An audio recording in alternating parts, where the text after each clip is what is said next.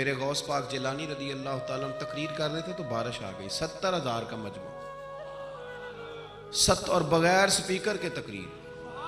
और जैसी समझ पहले बैठे आदमी को आ रही है वैसी आखिरी को भी आ रही है। बारिश आ गई, बारिश और जल थल मी बरसने लगा। तो गौसे पाक तकरीर करते जा रहे हैं, हल्के भी इधर उधर नहीं हुए, बस 2 जुमले कहे, तकरीर रोक के कहने लगे अल्लाह तो दिलों के हाल तो जानता ही है। अगर ये बंदे मैंने अपने लिए इकट्ठे किए हैं तो भगा दे सारे, और अगर तेरे लिए इकट्ठे किए हैं तो फिर भी तेरी मर्जी है। लोग कहते हैं ये 2 जुमले थे कि कमाल था। फिर बगदाद सारे में बारिश होती थी पर वहां नहीं होती थी जहां गौसे आजम की महफिल होती थी। फिर ना बादल भी जरा हट के बरसता था कि यहां से हट के बरसो, यहां शेख अब्दुल कादिर जिलानी लोगों को मुस्तफ़ा का दीन पढ़ा रहे हैं, हट के गुजरता था। आपने वाज फरमाया, तबलीग फरमाई, 400 आदमी कागज कलम लेके बैठते थे जो गौसे आजम के बयानात लिखते थे। आप जो जुमले कहते थे वो नोट करते थे। 400 आदमी। तो सारे ताबेदार उस जमाने में भी नहीं थे, और ना ही हो तो मजा आता है। कोई थोड़े से हो ना दूसरे भी तो चलो यही कह लो कि नजर नहीं लगती। उस जमाने में भी कुछ लोग थे जो कहते थे नहीं जी नहीं, कोई पढ़ के फूकता है ये, नहीं कोई मसला है। एक शेख याहया बिन नजात थे, सलफ नहव के इमाम थे, तो वो भी कहने लगे, अपने एक शागिर्द थे कि तेरा पीर क्या सुगाता है, लोगों को इतनी दुनिया जाती है। तो वो मुरीद थे ना, शागिर्द उनके थे।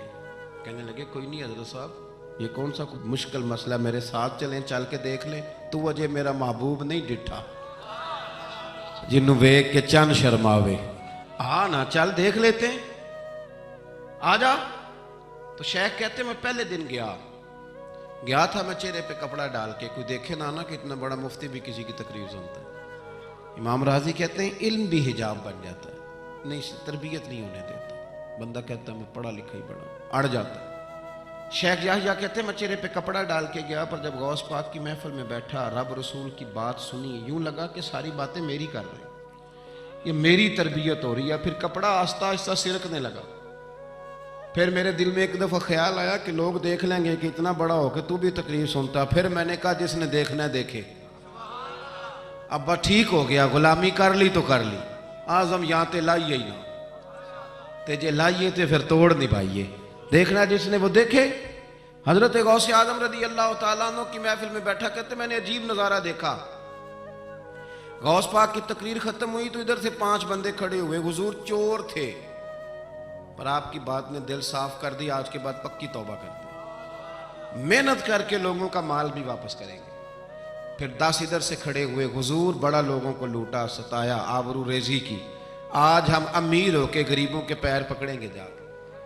10 वहां से खड़े हुए। हुजूर हमारी माँ रोती रही पर हमने सुना नहीं, पर आपके कुर्बान जाएं, जो आज आपने रंग भरा है ना, आज इंशाल्लाह तब तक नहीं सोएंगे जब तक अम्मा दुआ ना कर दे, जब तक राजी ना हो जाए। जब ये रंग देखा ना, शेख याहया कहते हैं मैं तो फिर बदल गया। अगले दिन मैं एक धागा ले गया लंबा सारा, आज मैंने गिनना है कितने बंदे तौबा करते हैं। हमारी महफिलों में नोट गिने जाते हैं, नोट, और 3-3 बंदे होते हैं नोट गिनने वाले, और शर्म आती। ये स्टेटस रह गया। अब गौस पाक की महफिल में गिना जाता था कितने लोग तौबा करते। धागा में ले गया, चादर मैंने ओढ़ ली, और जब महफिल खत्म हुई तो मैं हुजूर गौसे आजम के करीब ही मिंबर के बैठा था। 5 बंदे खड़े हुए, आज तौबा करते हैं। मैंने 5 गिरहें लगाई, बाद में गिन लूंगा, ये तरीका था उस दौर में गिनने का, गिरा लगा लो, गंड लगा लो। कहते हैं 5 लगाई, फिर 6 खड़े हुए, जल्दी से 6 लगाई, फिर 7 खड़े हुए तौबा करने वाले। कहते तो 6-6 7-7 थे, मैं लगाता रहा। फिर 20-20, 25-25, 40-40, फिर 50-50, फिर 100-100 खड़ा होने लगा। अब मेरे लिए गिरे लगानी मुश्किल हो गई। मैं कभी बंदे गिनूं, कभी गौस पाक को देखूं, कभी धागा देखूं। जब मैं पूरी तरह उलझ गया ना, तो हुजूर गौसे आजम ने करम की नजर डाली और फरमाने लगे याहया, यार तूने अजीब काम शुरू किया है। मैं दिलों की गिरें खोलता जाता हूं, तू लगाता जाता है। मैं यहां गिरें खोल रहा हूं और तू लगा रहा है। और फिर भी अपनी करामत नहीं बनाई, करामत नहीं बनाई। फरमाने लगे ये मेरी वजह से तौबा नहीं कर रहे, ये खुदा के फजल से कर रहे। और फरमाया याहया, खुदा का फजल गिना नहीं जा सकता, वो शुमार नहीं किया जा सकता। 5000 यहूदी और ईसाई गौसे आजम फरमाते हैं वो हैं जिन्हें मैं जानता हूं जो मेरे हाथ पे कलमा पढ़ के मुसलमान हुए। आप आज करोड़ों की आबादी में रहते हैं ना, इसलिए 5,000 को छोटा समझते हैं, और जहां आबादी कुल 25,000 हो और उस इलाके में यहूदी ईसाई हो ही इतने और वो सारे ही आके गौस पाक के हाथ पे कलमा पड़ जाए, फिर आप अंदाजा फरमाएं कि हाल क्या होगा। और जिन्होंने तौबा करी वो तो लाखों में, गिने नहीं जा सकते। पता क्या है, हम लोगों ने ना दीन को उसके मिजाज के मुताबिक समझना है, फिर हमें दीन फायदा देगा। गौसे आजम रदी अल्लाह ताला अन्हु सुबह मदरसे में बैठकर सबक पढ़ाते थे, असबाक भी पढ़ाते थे, बच्चों को सबक देते थे, और बाकायदा सबक जो किताब सुन्नत के हमारे मदारस में मुरवजा असबाक हैं वो पढ़ाया करते थे। और सुबह के वक़्त तफसीर का दर्स देते थे, असर के बाद फ़िक़्ह पढ़ाते थे। आप ये देखो यार, एक बात अच्छी तरह समझना, एक सूफी साहब तरबियत कर रहे हैं अपने लफ्जों के साथ, उस तरबियत में ज्यादा असर होगा कि अगर वो कुरान पाक की आयत पढ़ के तरबियत करेंगे तो उसमें ज्यादा असर होगा।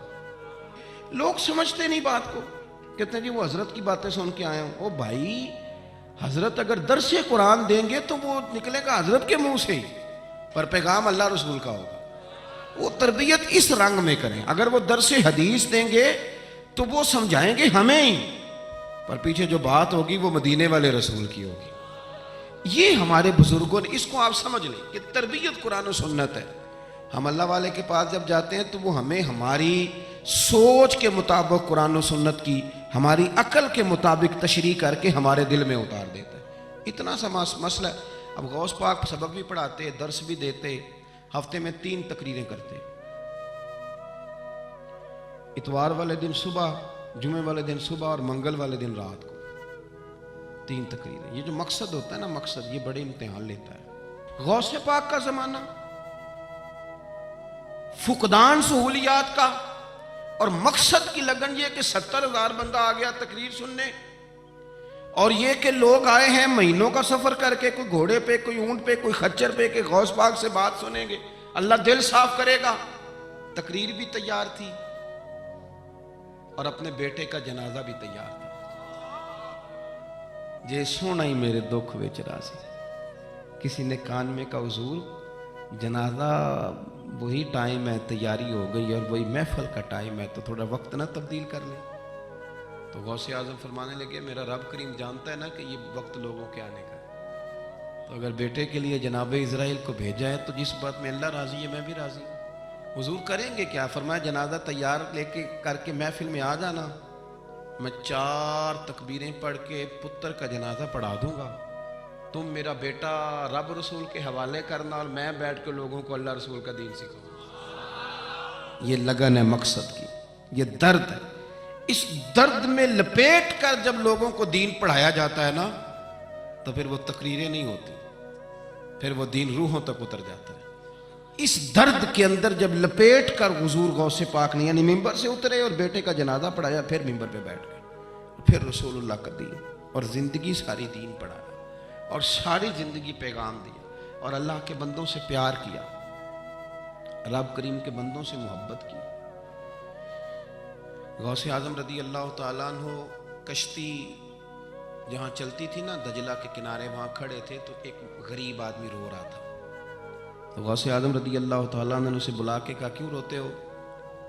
कहने लगा, हुजूर गरीबी मुस्तकिल रोने वाला मजमून है, ये मौजू ही रोने वाला है। सब रोगां दा रोग मोहम्मद जिस दा नाम गरीबी, कंड वला के लंघ जांदे नी दोस्त यार करीबी, ये उन्वान ही रोने वाला, मैं क्या करूं? फरमाया क्या हुआ? अर्ज की, हुजूर गरीब हूं, किराया कोई नहीं था, बैठ गया हूं कश्ती पे, मल्लाह मुझे जानता है, मेरे मोहल्ले का है, मैंने उसे कहा पैसे बाद में ले लेना, तो मुझे सफर करा दे, लेकिन उसने कहा मैंने मुफ्त खोरों के लिए कश्ती नहीं बनाई, नीचे उतार दिया। हुजूर चलो न ले जाता, बात अलग थी, लेकिन सारे मोहल्लेदारों में जो मेरी जिल्लत हुई वो मुझे बड़ी तकलीफ कर गई। गौसे पाक ने खाली तसल्ली नहीं दी, मेरी थपकी नहीं दी, घर गए 100 दिनार लाए, मल्लाह को बुलाया, उसको 100 दिनार थमा के फरमाने लगे, आज के बाद जो गरीब आए ना उसे रुसवा न करना, उसे अब्दुल कादिर जिलानी के किराए पे सफर करा दे,